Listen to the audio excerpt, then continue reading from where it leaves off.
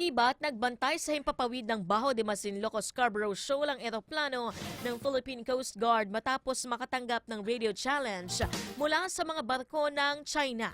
Ibinahagi ni PCG spokesperson to the West Philippine Sea, Commodore J. Tariela sa kanyang social media accounts ang pagmamanman ng barko ng Chinese Coast Guard at People's Liberation of Army Navy o PLAN warship, kung saan nakatanggap ng ilang beses na radio challenge ang PCG mula sa mga barko nito.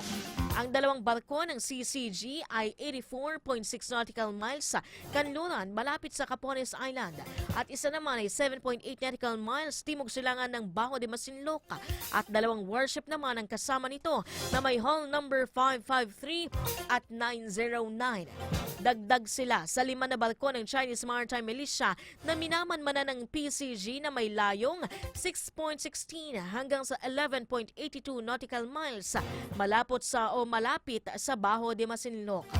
Tumugon naman ang PCG at giit ni Commodore Tariela ang isinagawa nilang maritime domain awareness kung saan lumipad sila sa himpapawid ay fully compliant sa United Nations Convention on the Law of the Sea.